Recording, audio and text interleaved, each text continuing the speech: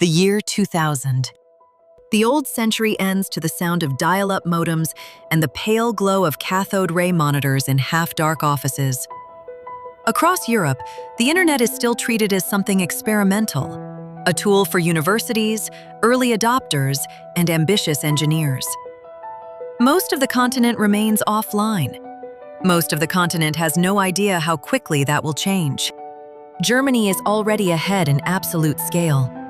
Roughly a quarter of its population is connected. Not dramatically, not noisily, methodically, cable by cable, household by household.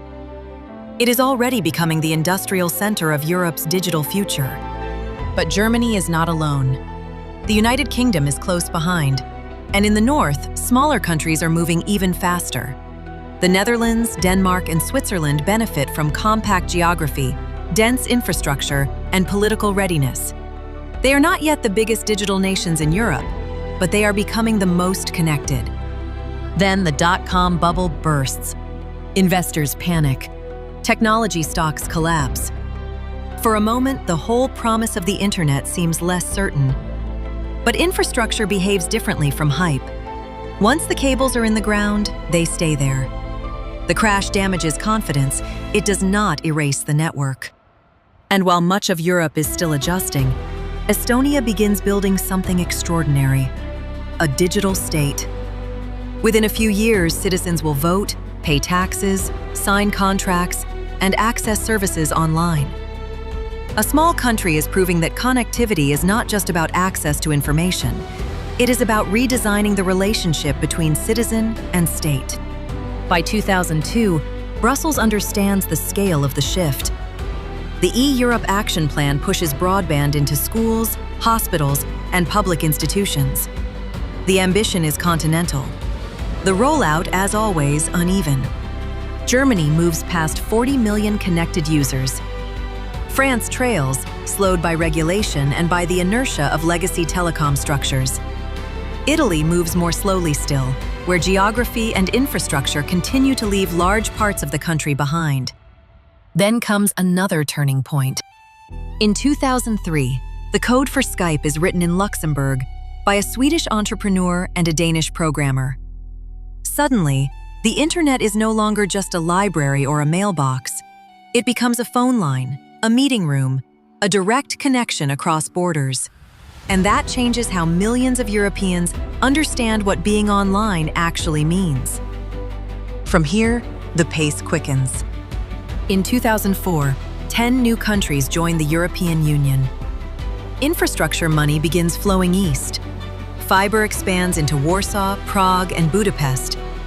The digital gap between Western and Eastern Europe does not disappear, but it starts to narrow. Poland, which began the decade with fewer than 3 million users, starts climbing fast. Germany crosses 55 million users. It remains the largest online population in Western Europe. But size is only one measure of progress. The Netherlands is nearing 90% penetration. Denmark is close behind. In this race, the small countries are often the fastest. The European Union launches the I-2010 initiative, trying to reduce the remaining gap between the highly connected West and the still-catching East. The goal is no longer just growth, it is cohesion. The recognition that a country divided by connectivity is divided in ways that are harder to see but just as real. France, after years of slower progress, suddenly surges. In 2007, internet penetration jumps from under 47% to over 66%. Competition intensifies. Prices fall. Access expands quickly. The French market, once cautious, suddenly accelerates. Germany takes a different path. No dramatic leap. No sharp spike. Just steady growth. 61 million, then 64 million.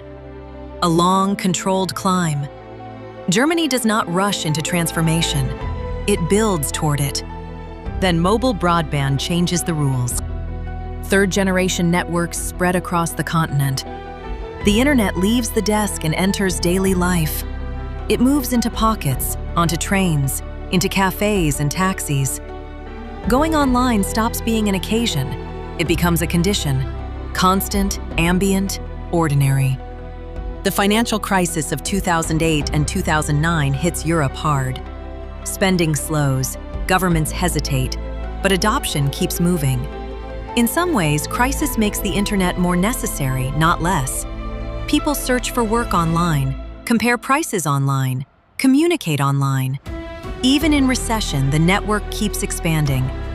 By 2010, the map is clear.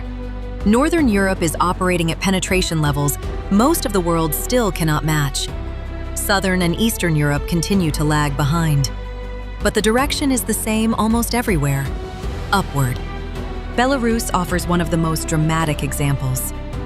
From barely 2% connected at the start of the century to millions of users a decade later. The growth is uneven and politically constrained, but unmistakable.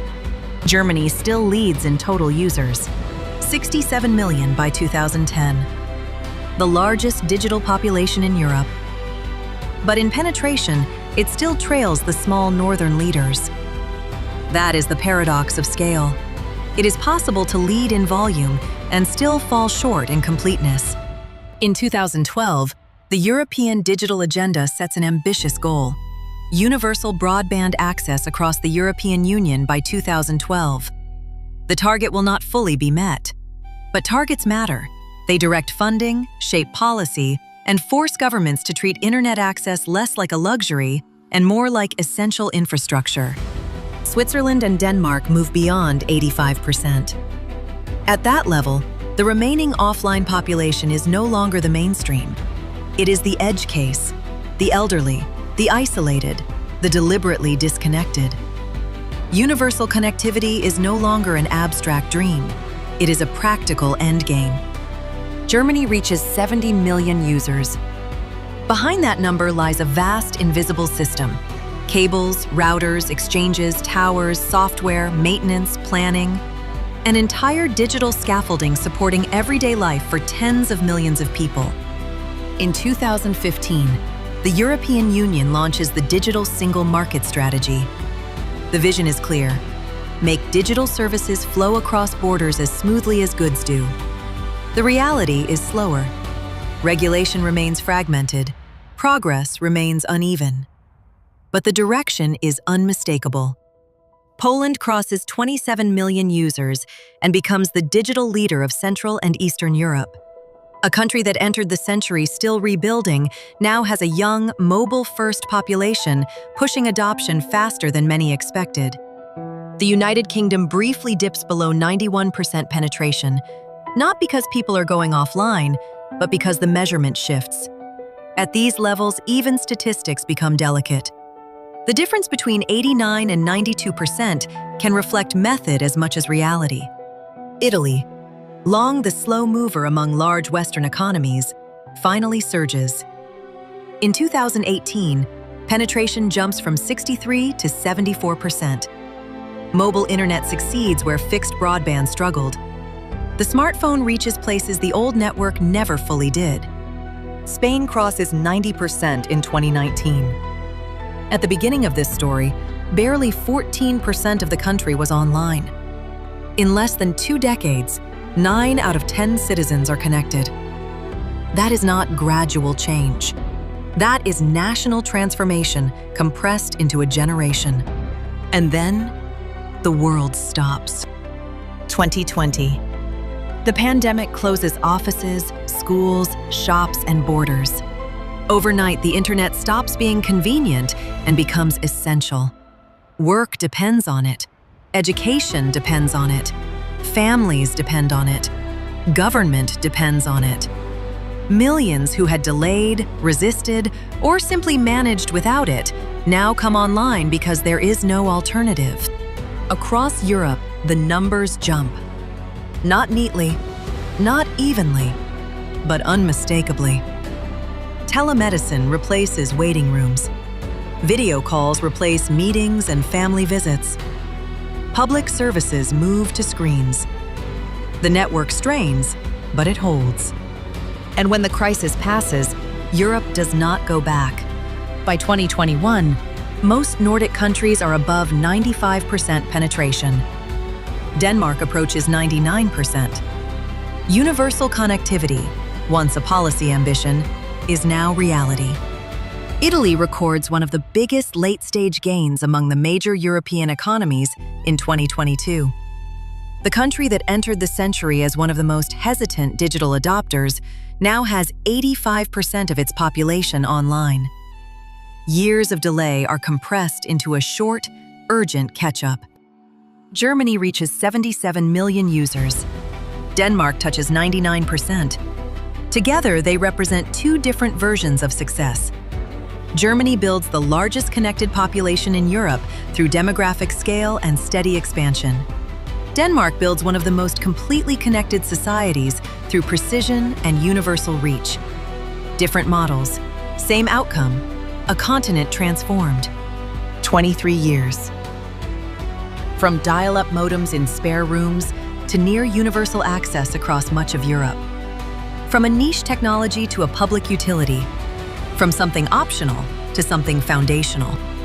Germany remained at the center of that transformation. Not always the fastest, not always the most complete, but consistently the largest, consistently present, consistently building. Around it, the competition kept shifting. The United Kingdom stayed close. France accelerated in bursts. Italy arrived late, but arrived. Spain quietly became one of the most connected societies in Southern Europe. And beneath the headline countries, others kept rising fast. Poland, Belarus, the small northern nations that treated connectivity almost like a national discipline. This was not a revolution of speeches. It was a revolution of cables, towers, routers, contracts, and persistence. The kind that changes everything without a single dramatic moment. Only the slow accumulation of connections until the old world is gone and a new one has taken its place. One household, one line, one citizen at a time.